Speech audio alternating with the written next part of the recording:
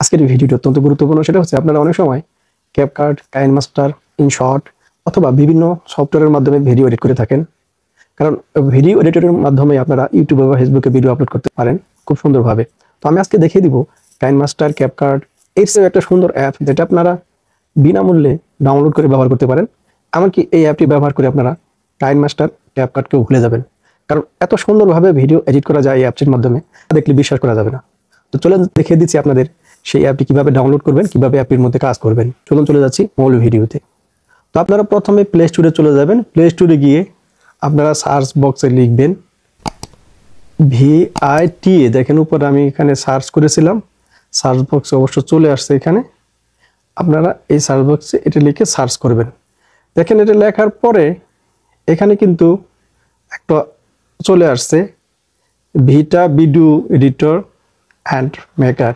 এইটা আপনারা ডাউনলোড দেবেন এখান থেকে। আমি ডাউনলোড করেছি এই জন্য ওপেন দেখা যাচ্ছে। তো আমি ডাউনলোড যেহেতু করেছি আমি ডাইরেক্ট মোবাইলে চলে যাচ্ছি। ডাইরেক্ট মোবাইলে গিয়ে এটা আমি ওপেন করতেছি। তো এটা ওপেন করার পরে এরকম একটা অপশন আসবে। দেখেন আপনারা ক্যাপকাটে যেরকম ভিডিও এডিট করেছেন অনেকে যারা জানেন, এরকম দেখাবে। এখান থেকে আপনারা নিউ প্রজেক্টে টাচ করবেন। এই যেখানে নিউ প্রজেক্ট লেখা আছে এখানে টাচ করবেন। নিউ প্রজেক্টে টাচ করার পরে আপনার মোবাইলে যে সমস্ত ভিডিও আপনি রেকর্ড করেছেন অথবা ভিডিও করেছেন সেগুলো দেখাবে এখানে। তো এখান থেকে ভিডিও একটা সিলেক্ট করে নেবেন। সিলেক্ট করার পরে এই যে রাইট সাইডে নিচে অ্যারো আছে, অ্যারোতে টাচ করে নিয়ে নেবেন। একটু সময় নেবে, তারপরে লোড হয়ে যাবে। এখন এখানে আমি যেহেতু টাইমলাইনে চলে আসছি, তো টাইমলাইন থেকে আপনি এখান থেকে বিভিন্নভাবে ভিডিওটি এডিট করতে পারবেন। আপনি প্রথমে এখান থেকে রেশিও ঠিক করবেন, ভিডিও টাচ করবেন। তারপরে এখান থেকে দেখেন এই যে অ্যাসপেক্ট রেশিও আছে।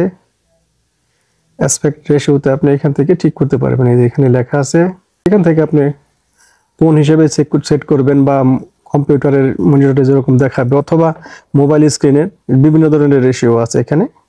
যেহেতু আপনি পোর্ট্রেট রাখবেন অর্থাৎ মোবাইল স্ক্রিনের, সেক্ষেত্রে 9:16 এটা টাচ করবেন। মোবাইলের টাচ এখান থেকে আপনার 2 আঙ্গুল প্রেস করে এটা একটু ছোট বড় করে আপনারা এখান থেকে অ্যাডজাস্ট করে নেবেন। ঠিক আছে, তো এখান থেকে অ্যাডজাস্ট করে নেবেন। যদি চান আপনার এই ভিডিওর ভলিউমটা বাড়িয়ে নেবেন, তাহলে এখান থেকে দেখেন 100 লেখা আছে, এখান থেকে আপনারা 100 করে দেবেন বা 200 করে দেবেন। 100 থেকে 200 করে দেবেন, তাহলে আপনাদের ভলিউমটা দ্বিগুণ হয়ে যাবে। আবার এখান থেকে যদি চান যে আপনি কিছু অংশ কেটে দেবেন, তো আপনি এটা প্রথমে সিলেক্ট করবেন। এই যে স্প্লিট লেখা আছে এখানে বাম পাশে, আপনি এই স্প্লিটে চলে যাবেন।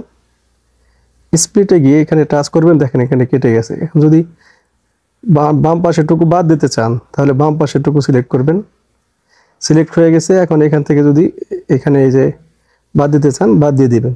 অথবা ডাইরেক্ট যদি আপনি চান যে এখানে স্প্লিটও হবে, বাম পাশেরটুকু বাদও যাবে, তাহলে এখানে এই যে এটা টাচ করবেন, তাহলে ডাইরেক্ট স্প্লিট হবে এবং বাম পাশেরটুকু বাদ যাবে। দেখেন অলরেডি বাদ চলে গেছে। তারপরে এখান থেকে যদি আপনারা কোনো অংশ স্প্লিট করার পরে ডিলিট করতে চান, তাহলে এটা প্রথমে এই অংশটুকু প্রথমে সিলেক্ট করবেন। সিলেক্ট করার পরে যে ডিলিট অপশন আছে এখানে টাচ করবেন, ডিলিট হয়ে যাবে। কালার অ্যাডজাস্ট করার জন্য এখানে বিভিন্ন ধরনের অপশন চলে আসছে। তো জাস্ট এটা ক্যাপকাটের যে ভিডিও এডিটর আছে সেটার থেকে খুবই ভালো একটা ভিডিও এডিটর, আপনারা এটা ব্যবহার করতে পারেন।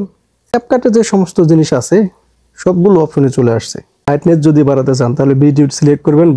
ব্রাইটনেস বাড়ানো দরকার থাকলে দেখেন এই যে ভিডিওর ব্রাইটনেস আস্তে আস্তে বাড়ছে। আবার যদি কন্ট্রাস্ট বাড়াতে চান, দেখেন আস্তে আস্তে কন্ট্রাস্ট বাড়াবেন বা কমাবেন। যাই করেন এখানে আছে স্যাচুরেশন, যে বাড়াবেন বা কমাবেন। দেখেন শার্পেন। তারপরে এখান থেকে যেটা আপনাদের দরকার সেটা আপনারা করতে পারবেন। ফেসটা আমি একটু অ্যাডজাস্ট করব, তাহলে দেখেন আমার নিজের ফেসটা কিন্তু বাড়তেছে কমতেছে। এখানে যে ফেসটা আছে সেক্ষেত্রে আপনারা এখানে ফেস বা বিভিন্ন ধরনের ব্যাকগ্রাউন্ড ব্যবহার করতে পারবেন। ওকে দিয়ে দিবেন। তারপরে এখান থেকে বিভিন্ন ধরনের ফিল্টার ইউজ করতে পারবেন। এই দেখেন অসংখ্য ফিল্টার আছে এখানে, যেগুলো ফ্রি আপনি ব্যবহার করতে পারবেন। তো একটা ফিল্টার এখান থেকে আমি ইউজ করতেছি গোলাপ। দেখেন ফিল্টার চেঞ্জ করে দিলাম, এখানে অন্যরকম হয়ে গেল। দেওয়ার পরে ওকে দিয়ে দিবেন। তারপরে এখানে মার্কস ব্যবহার করতে পারবেন। স্কেল আছে, স্কেল ব্যবহার করতে পারবেন। কপি, আপনি যদি এটা চান যে এটাকে কপি করবো, তাহলে এখানে কপি। ফ্রিজ, বা অনেক সময় দেখা যায় একটা জিনিস ফ্রিজ করে রাখবেন, তাহলে আমি ফ্রিজে টাচ করব। এই অংশটুকু ফ্রিজ হয়ে যাবে। দেখেন আমি একটু প্লে করে দেখাচ্ছি। এই যে এখান থেকে এই যেটুকু ফ্রিজ হয়ে যাবে, তারপরে আবার প্লে হবে। তারপরে আপনি যদি রিভার্স করতে চান, এটাকে রিভার্স, সেক্ষেত্রে রিভার্স করতে পারবেন, মানে একটা সামনের দিকে চলছে পিছনের দিকে চালাবেন, রোটেট করতে পারবেন, আবার রিপ্লেস করতে পারবেন। এই যে দেখেন এখানে একটা অপশন আসছে রিপ্লেস, আপনি একটা রিপ্লেসও করতে পারবেন। তারপরে এখানে আপনার দেখা যাচ্ছে একটা জিনিস আমার একটু ব্লার করা দরকার। এই যে মোজাইক অপশন আছে, এখানে মোজাইকে টাচ করবেন।